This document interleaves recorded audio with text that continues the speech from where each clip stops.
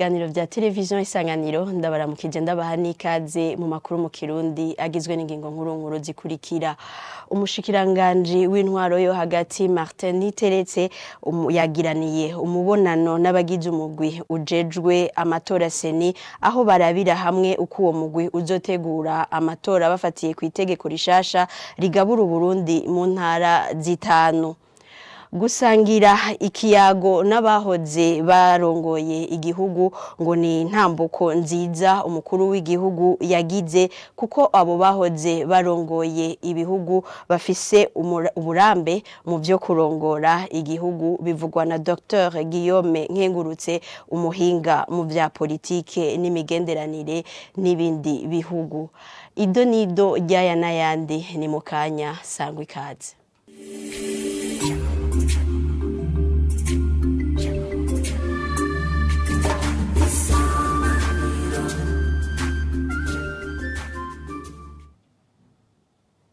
Ndasuye kubaramutsa inkuru imwe ukwayo. Umushikiranganji w'intwaro yo hagati Martin Niteretse yabonanye n'abagize umugwi ujejwe gutegura amatora seni kuri uyu wa kabiri.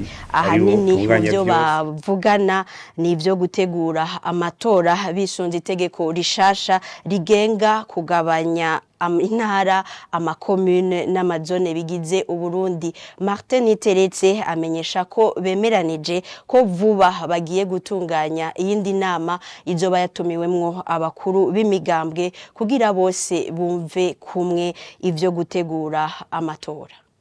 Kugira cyane cyane tuvugane bishasha bijanye n'indinganizo nshasha y'igihugu yerekana imbibe z'intara amakomine amazone imitumba cyangwa amakartier na cyane cyane murazi ko umugwi ujejwe amatora seni ariwo tunganya vyose ibijanye n'amatora mugo mu kubitunganya haraho usanga kenshi wikora kubajejwe intwaro kugira bafashe iki cyangwa ikindi na cyane cyane ko dusanga izimbibe z'intara nishasha kugira bazikorere ku matora yo mwaka 2025 mu matora ni vyiza ko ibwirizwa ryerekana izo ntara kungene zigabuwe amakomine kungene agabuwe imitumba n'amazone tuvyumva kumwe n'umusero twari twakoranye kugira duhanahana ivyiyumviro kungene amatora yotunganwa neza twisunze iryo bwirizwa rishasha na cyane cyane ko nkuko muvyibuka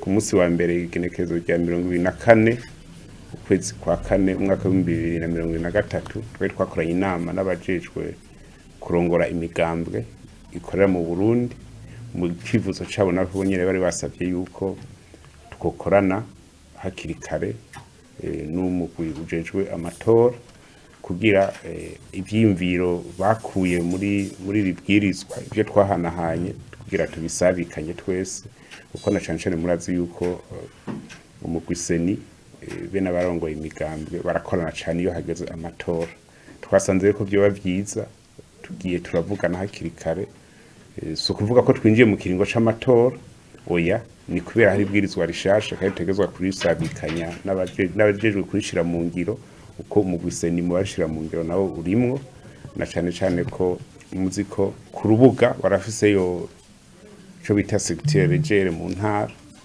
mugabo murumva ko byose bitegezwa kubisabikanya kuko iyo secteur regere yo mu ntara nizi ntara turiko turakorera ko twashatse kugira tuyage twumvikane kungene ibikorwa bigiye kubandanya mu myiteguro muri kazoza y'amatora y'umwaka wa 2025 twumvikanye rero ko tuzahava tugira inama n'abarongoye imigambwe naho nyine ivyumviro vyabo muri seni turabe tubishire hamwe n'ivyumviro by'abarongoye imigambwe kugira dushike ku ndinganizo imwe tuzokorera ko na cyane kubwirizwa ari rimwe dushaka turyumve kumwe bamwe n'abandi baryumve kumwe kugira amatora twifuza ko azoba meza cyane integuro yabo ibinteguro nziza gose tuzoza dufata umwanya tugira inama twirimbura ivyo twavuganye duca turaba n'ivyo tuzokora muri kazoza.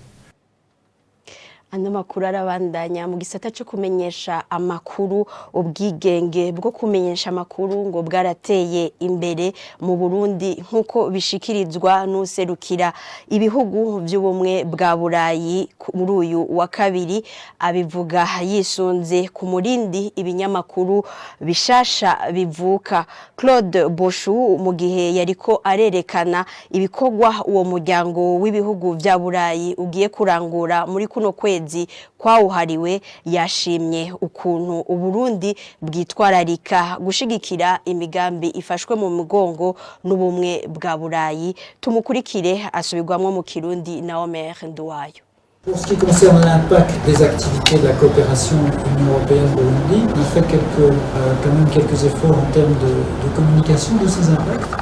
On a aussi fait la journée de la Kukijanye n'akamaro k'imigambi ifashwe mu mugongo n'ubumwe bwa Buraya, Uburundi burashira inguvu mu bijanye no kumenyesha ivyavuye muri iyo migambi. Jewe ubwanje narajanye na bamwe mu ndongozi z'igihugu aharangurirwa iyo migambi. Mbere turiko dutegura urundi rugendo dushike ku rubuga turi kumwe n'abaserukira ibihugu vyabo bigize umuryango w'ubumwe bwa Buraya hamwe n'indongozi z'u Burundi kugira tubonere hamwe uko iyo migambi irangurwa. Uko twabisanze sindi bubibabarira ubu murabirondere namwe.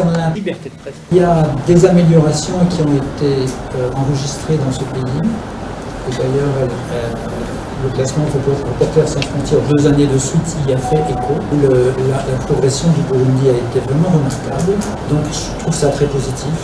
Et comme vous savez, un certain nombre de médias ont à nouveau été autorisés. Kukijanye n'ubwigenge bw'ibimenyesha makuru harabaye gutera imbere kuboneka, ivyanatumye igihugu c'u Burundi gitera intambwe. Nkuko mubizi haruguruwe ibinyamakuru bitari bike bishasha na bimwe mu vyari vyarugawe nubwo atanyambi buragahonze. Nibaza ko buri gihugu gitera intambwe ku murindi kibishoboyeko gifatiye ku bijanye n'imibano hagati muri ico. Jewe kinshimisha nuko ibinyamakuru byigeze kuba bitaboneka ku rubuga ubu bikora ku mugaragaro. Quand un pays arrive de manière un peu inattendue à faire des progrès qui sont qualifiés d'aussi considérables par des organisations de journalistes, pour moi ça a du poids. Effectivement, ces médias qui étaient interdits, tous à nouveau être actifs maintenant.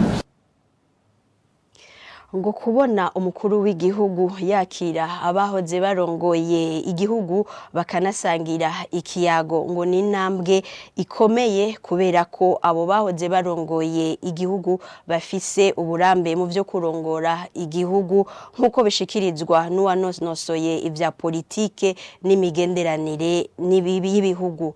Dr Guillaume Ndayikengurutse abivuze inyuma yaho hari ikiganiro catunganijwe kigahuza umukuru w'igihugu nabo bahoze barongoye ibihugu. Mu 2020 turabona yuko hariyo ugushaka ku rwego rwo hejuru mu gihugu ko gutwara igihugu ku buryo butandukanye nuko vyari bimeze imbere. Kimwe rero mu byerekana nuko nyene icubahiro mukuru w'igihugu agaragaza kuyaga n'abantu bari mu mpande zitandukanye, mpande y'abari mu mugambwe akomokamwo. Ubu rero ku rwego rwo hejuru yarabonanye n'abahoze barongoye Burundi. Nibisanzwe kuko ni nk'inguvu igihugu cacu gifise kubona hariho abahoze barongoye igihugu bakiriho ntibikunda gushika muri Afrika, bakaba bari ngaho bashobora kugira ico baterere mu gihugu kandi bagiye baratwaye igihugu mu bihe bigoye. Uno musi rero mbona yuko ari bisanzwe yuko umukuru w'igihugu ashobora kubonana nabo kugira baganire, basanzwe bafise uburambe muri ivyo bijanye no kurongora ibihugu, na ari ikintu ciza kandi gisanzwe ko bashobora kuganira. Ivyo byose ni intambwe nziza, na cane cane ko tuba tubona yuko bari abakuru b'igihugu n'umukuru w'igihugu ubu batari basangiye igambwe bari basanzwe barimwo. Ni ikintu ciza, barashobora guhana ivyiyumviro bagahuriza ku kintu gishobora guhuza abarundi bose kandi kigateza imbere Burundi. Dusozere ano makuru muyavugwa mu makungu. Leta ya Sudani ihamagarira umuryango w'ibihugu by'ubumwe bw'abarabu ko botera ivyatsi umugwi w'abasirikare babagwanyi mu nama yihutirwa y'uwo muryango. Leta ya Sudani imenyesha ko abo baroberi bagisibije mu gutesha abatari bake izabo. Ku bwawo ni ngo atagikozwe abantu barenga ibihumbi 800 bashobora guhunga igihugu. Idonido na Ciela Ornella Kaze. La Ligue arabe réunie en urgence pour la deuxième fois. Ibihugu bigize umuryango w'abarabu Ligue Arabe byakoranye igihutihuti ku nshuro igira kabiri kuva intambara zitanguye mu gihugu ca Sudani. Muri iyo nama tacu yashitseko abategetsi b'igihugu ca Sudani bahamagaye ibihugu bigize uwo muryango w'ibihugu 22 kwiyamiriza abagwanya ubutegetsi bwa Khartoum. Lamis Satis cegera c'userukira Sudani mu Misiri asigura ko igihugu ca Sudani casinzikajwe n'ibitero by'abashigikiye abagwanya ubutegetsi bwa Sudani. Ibitero vyakozwe ku makambi y'igisirikare c'igihugu mu makaritiye atandukanye abamwe abategetsi bigana ibitaro n'amashuri. Ibyo byose bikaba mu gihe ibihugu vya Arabie Saoudite na Amerika basavye ihagarikwa ry'intambara. Ikindi cavuze muri iyo nama ni gutabara abasivile. Igihugu ca Arabie Saoudite kikaba kimaze kwakira impunzi zirenga ibihumbi 100 bataye izabo kuva intambara itanguye. Insiste sur la nécessité de telles opérations. Les Saoudiens sont en première ligne des négociations. Igihugu ca Arabie Saoudite hamwe na Amerika bikaba biza imbere mu gufasha kugira ngo habe ibiganiro. Ivyo bihugu bibiri vyumvikanye ko intambara ihagarara mu cizere cuko ONU izofasha kugira bishoboke. Volker Perthes, intumwa idasanzwe ya ONU muri Sudan, imenyesha ko twigoro two guhagarika intambara tubahirijwe nk'uko bitegekanywa, kubahirijwe mu turere tumwe gusa. Ku bwa ONU ibikorwa vyo kugarukira abashikiwe n'amakuba bigeze ku rugero rwo guhagarara. Stéphane Dujarric, umuvugizi wa ONU, bavuga ko n'abafashanya nabo bakuru ko bashoboye kugira bagarukire kubashikiwe n'ibyago. Bari gukora ibishoboka byose kugira batange imfashanyo z'ibifungurwa. ONU iratewe amakenga ku banyagihugu benshi ba Sudani baguma bahunga. Kubwiwe ngwano zishobora gutuma abantu barenga ibihumbi 800 batizabo. Les affrontements pourraient forcer plus de 800 000 personnes à fuir le pays. Aha ni naho dusozereye ano makuru mu Kirundi. Dushimire mwese mwayakurikiye naho ubutaha.